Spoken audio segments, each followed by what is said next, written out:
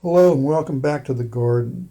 We've grown tomatoes here for 35 years and never had a problem with squirrels. But just last year they seemed to develop a taste for them. We came out one morning to find the first cluster of ripening tomatoes had vanished. No damage to the plant, no damaged fruits. They were simply gone. We thought at first it must be children on a prank. But then we saw the squirrel in action. You take a green tomato, drag it off, take a few bites, then come back for another and another until he'd stripped the whole plant. We bought massive quantities of a pepper-based repellent, which did nothing at all. So this year I decided to build a cage to try to keep them out.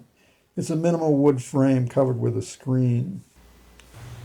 Here's the frame. It's simply a box. The dimensions are 12 feet long, 5 feet wide, and 8 feet tall. The two top side rails are 12-foot 2x4s. Everything else is 1x4. The six uprights are pressure-treated 8-foot 1x4s, and they're screwed into the 2x4 rails on top, 4 screws in each joint. Then there's a 12-foot 1x4 rail on each side, screwed behind the uprights, 1 foot from the bottom. There are 3 1x4 ties across the top, screwed into the rails, and 3 2x4 ties just above the bottom rails.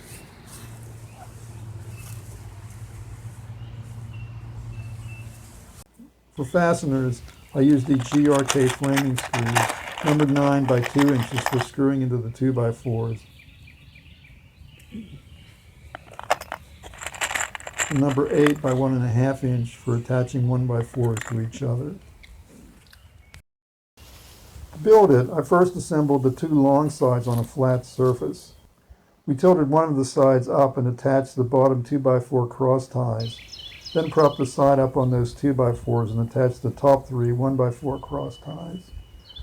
We measured the diagonal dimensions to check for squareness, then added some diagonal bracing, especially on the 2 ends. We dug 6 holes about 6 inches deep and approximately level with each other for the 6 uprights, then flipped the whole structure upright. For the screening, I'm using 20 gauge galvanized steel poultry netting with a 1-inch hexagonal mesh, otherwise known as chicken wire. Some people use plastic mesh, but the chicken wire is more resistant to chewing and lets in more sunlight.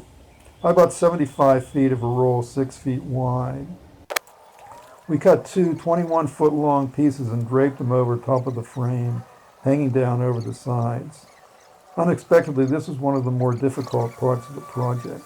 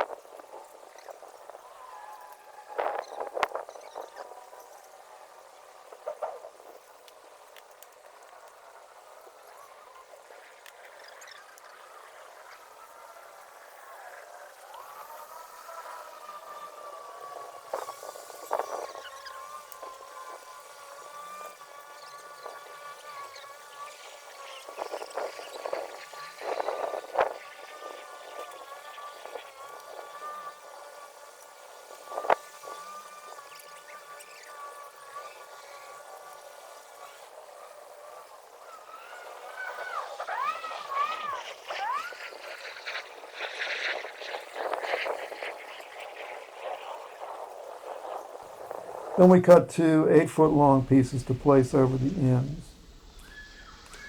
The chicken wire is attached to the frame with 3/8 inch staples and an electric staple gun.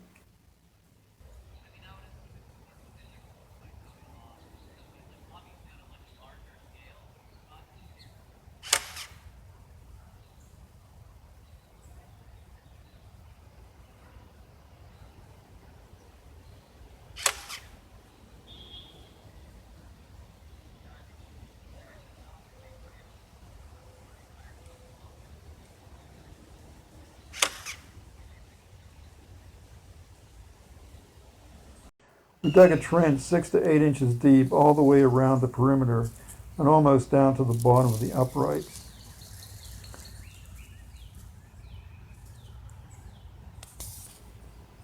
On all sides, we forced the mesh down to the bottom of the trench and buried it at least 6 inches deep with stones and hard-pan clay to prevent animals from burrowing under it.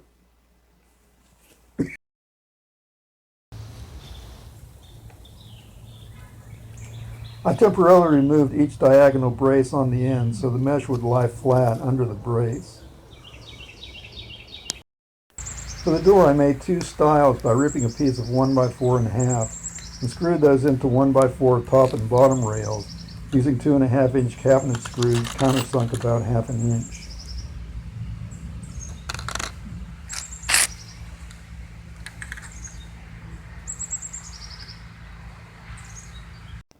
One of the corner uprights of the frame forms one side of the door jamb. The other side is just another 1x4 screwed to the top and bottom rails of the frame. The door sits flush with the uprights and closes against the top and bottom rails. It's held in place by 2 cabinet latches and 3 cabinet hinges.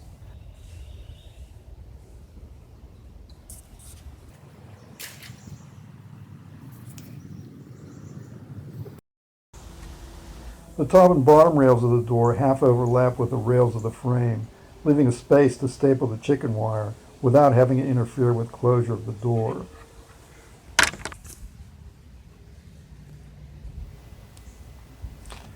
So here's the finished product. We've already put in 12 plants in 2 rows with a 2-foot spacing in the row, which is a little closer than normal, but will strictly limit each plant to 2 growing points.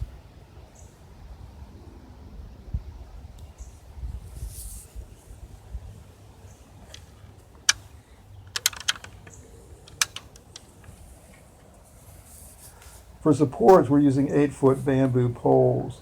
They're just tall enough to stick through the mesh in the roof, which keeps them from tipping over. So we don't have to pound them in, just push them into the soil by hand.